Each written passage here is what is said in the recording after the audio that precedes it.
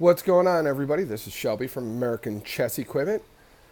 I've had a bunch of customers ask me about what's on the inside of a chess piece. I realized I'd never thought of that.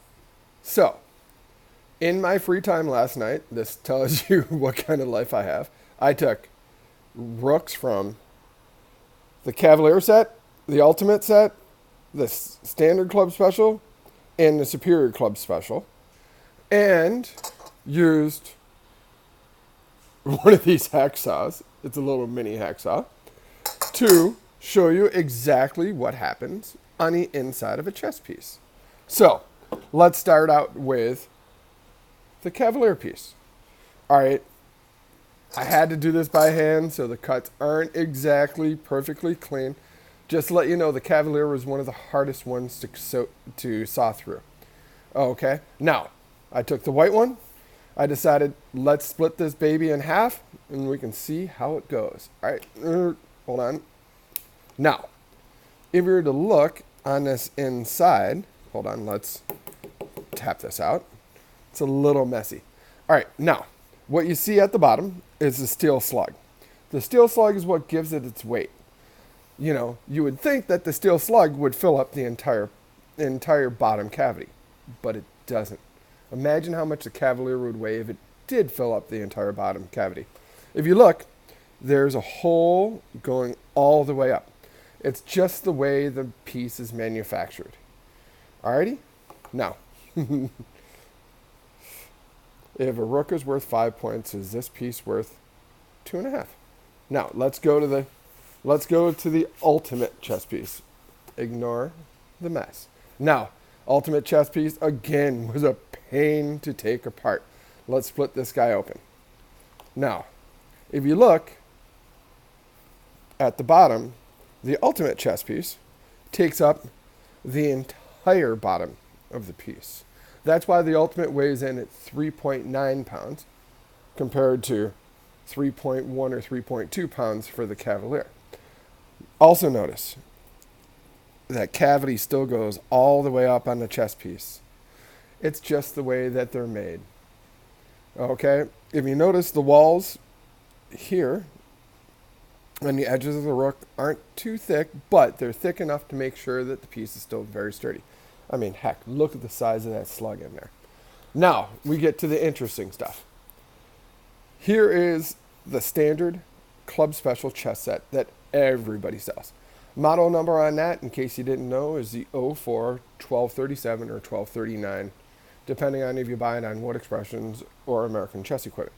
Now let's crack this baby open.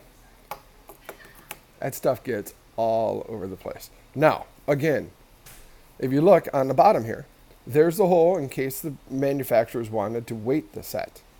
Oh, okay, but the hole goes all the way up. So in essence, it's not a solid piece. I don't care what anybody says. It's about 85% solid.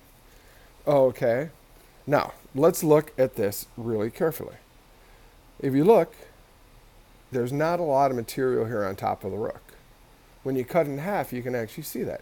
So this way, if you wonder why your rooks break when you drop them on the concrete floor, this might tell you why.